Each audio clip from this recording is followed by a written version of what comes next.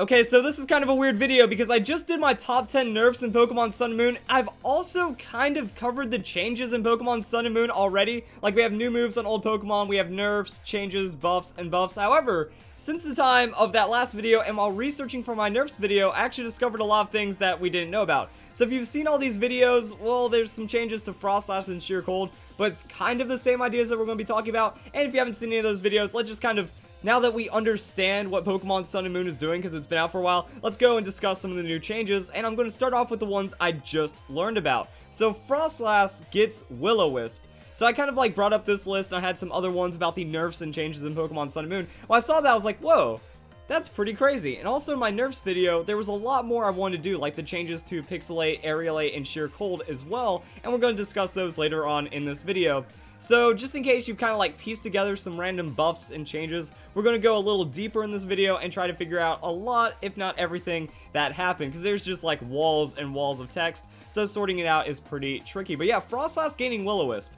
That's really interesting, because supportive Frostlass and maybe even Snowcloak doubles Blizzard Frostlass gets a little bit of viability off this, because you have more support. That you can go Spikes Will-O-Wisp now. And with the changes of Destiny Bond, it gives you some other options. Like, you know, you go Spikes, Destiny Bond, they don't attack you, or they go for something, then Destiny Bond could fail, so you go for Will-O-Wisp, you switch out, or at least add something to Frostlass. That has a chance of getting Spike set up, has a chance of setting up, Will-O-Wisping an opponent, switching out, coming in as like some kind of quick Destiny Bond revenge Pokemon, and it might just have a little bit extra to do. So it's going to be a very high supportive Pokemon, but still got a decent amount of speed, and while its damage isn't the greatest, Will-O-Wisp on a Ghost-type Pokemon should happen. Will-O-Wisp on an Ice-type Pokemon, it's interesting because now you outspeed the opponent, you burn them, their physical attack doesn't KO you, and it just buys you another option while having a burned opponent on the field. So that's some cool stuff right there. Base stat and ability changes. Now, I've already covered this, and that's like this crazy looking thing right here.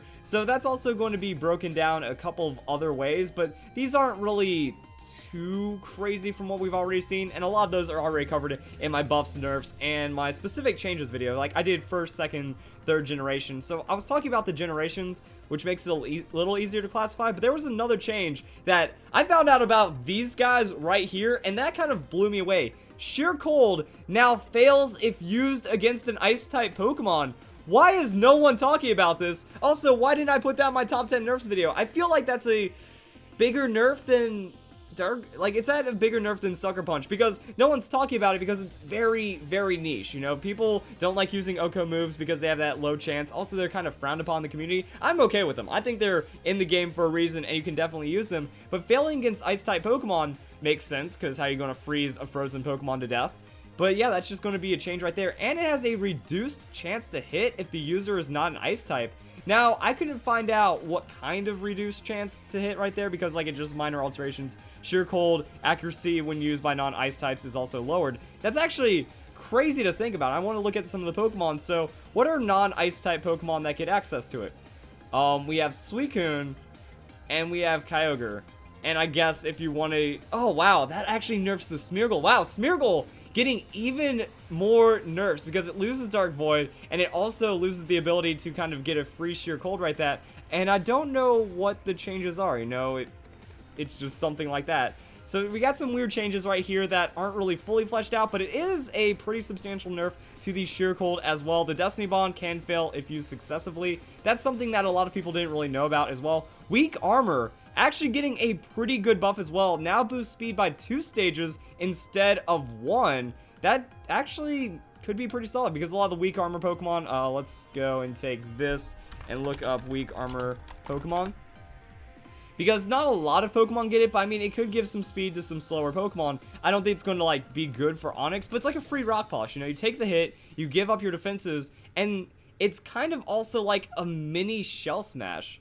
Its defense is decreased, but its speed is raised. That means you can like Swords Dance with those defenses, take the hit, gain speed. So now you get +2 Swords Dance, +2 speed, and it could actually be a little better than Shell Smash depending on the Pokemon that is using it. But as we can see here, not like a lot of huge offensive threats.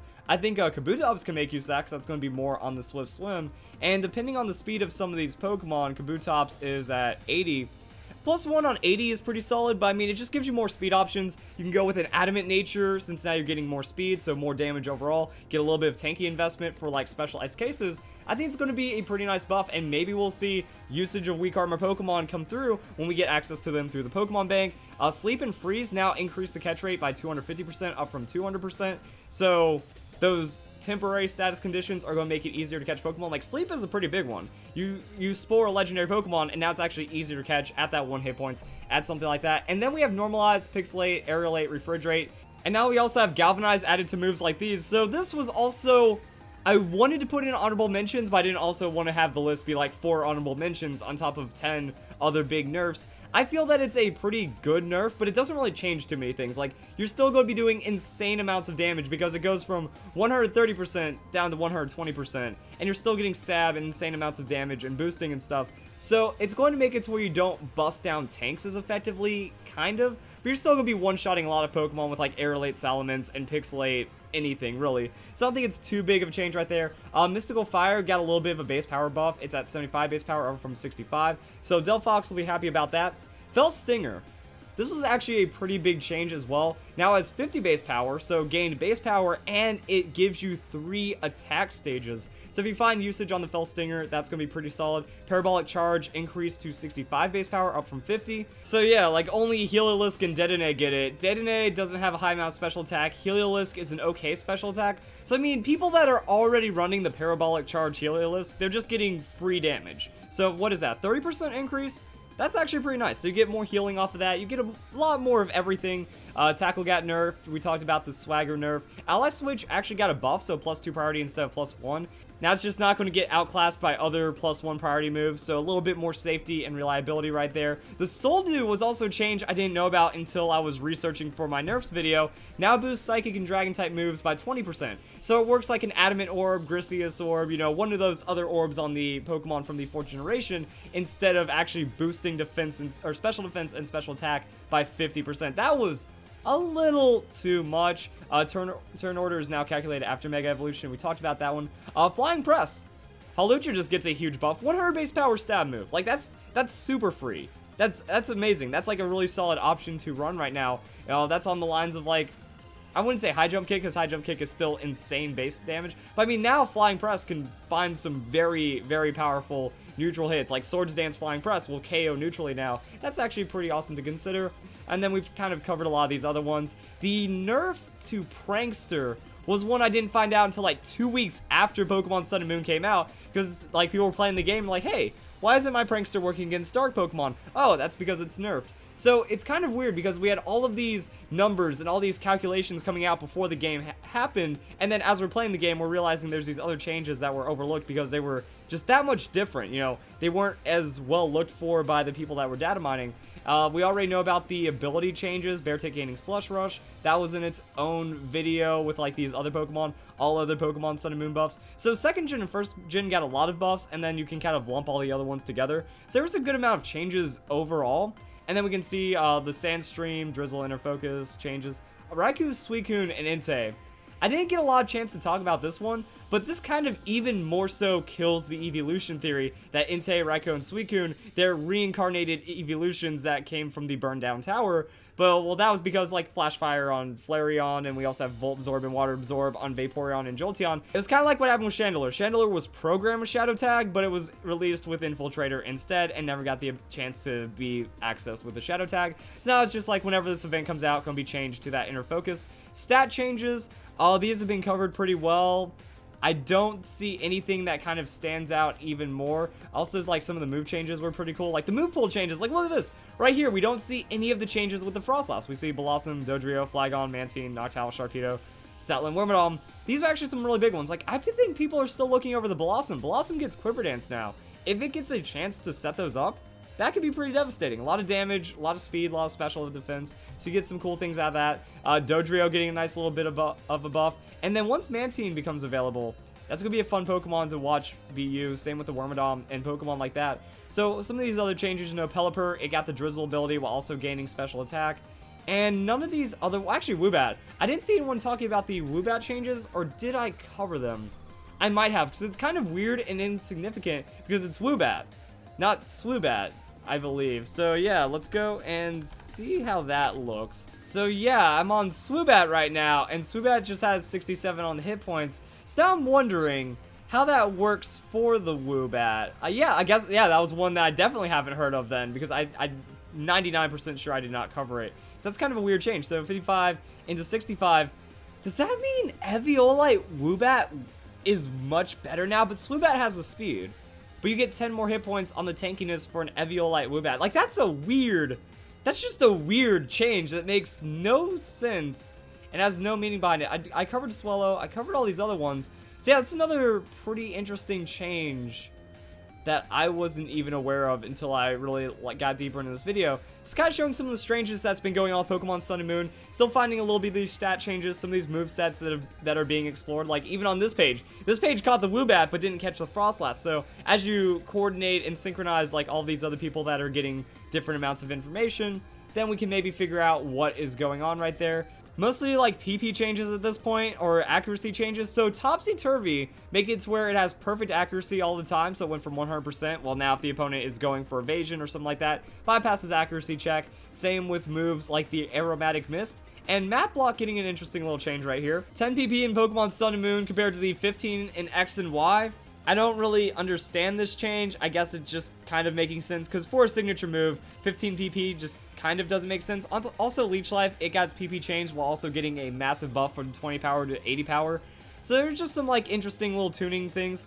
I don't see you spamming Map Block that often though. Like maybe for Battle Royal, that way you don't like Map Block switch 10 times. I don't see any applications for this because in single battles, it doesn't do anything for you. So if you're using against wild Pokemon or wild trainer battles, yeah, then you just go to a Pokemon Center and you heal it up anyways. So some of these changes, kind of interesting. Others just seem like way too much nerfs. Like, Sheer Cold didn't need to be nerfed like this. Thunder Wave didn't need to get nerfed like that. Confusion, all of these RNG kind of things, I feel like they got hit a little too hard. Sheer Cold's a really interesting one because of the Oko moves. It was the most reliable, that you slap it on a Smeargle or something, and then you're going to be able to have really good reliability on that, because other ones that you're looking at, Guillotine doesn't affect ghost type Pokemon, Fissure doesn't affect levitate Pokemon, Horn Drill again with the ghost type Pokemon. So Sheer Cold just kind of hit everything, but now it doesn't work against ice type Pokemon. So now you don't have this one hit KO, one hit kills all kind of move. That's a little bit of a change. Also the Aromatic Mist, Topsy-Turvy, and the Ally Switch buffs. Actually, Ally Switch not mentioned right here. So kind of a lot of different changes to really triangulate, and that's what we got. So hope you guys enjoy the video, really exploring these changes in Pokemon Sun and Moon. I think we've already seen some of the immediate ones, like Leech Life, that's being used a lot more. Once Hawlucha, like some of these are transfer only, like Hawlucha, Mantine, we don't get to see how these Pokemon work out until we actually get access to them. The Beartic, once we start watching the Slush Rush get some play, that could be pretty interesting. Mystical Fire, that's going to be, well, technically Mismagius has it, and does Misdreavus get access to it is what I want to know. I don't remember. I think it might be just Mismagius, because Misdreavus did some really cool things with the Eviolite. You can Will-O-Wisp Eviolite. Will-O-Wisp is going to burn the opponent. And no, it's just on the Mismagius, isn't it? That's kind of interesting. Mystical Fire is actually a really good move on like tanky sets, because the idea behind Mystical Fire is that you lower your opponent's special attack on a Pokemon like Mismagius kind of fast. So you get to lower your opponent's special attack before they hit you. You also have Will-O-Wisp, so you can lower their physical attack before they get to hit you. You can Pain Split to kind of heal up. If it was on Misdreavus, it would be a lot better. I was pretty sure it wasn't. I just want to double check to make sure of it. So some of these changes might start coming out as we see it. Now that people are actually aware of like the weak armor and sheer cold changes, might get to see some of that come into play. I can't wait to see. Like some of these balance changes were really good, pretty solid buffs overall. Maybe people will understand like the Will-O-Wisp is a good option on the Frostlass. But then some of these nerfs, I missed my para hacks. I missed my confusion hacks. Too many crybabies in Smogon taking away our fun. It's really all I have to say about that. And then Burn just makes tanks stronger. So if you guys enjoyed the video, hope you all have a nice day. Thank you very much for watching.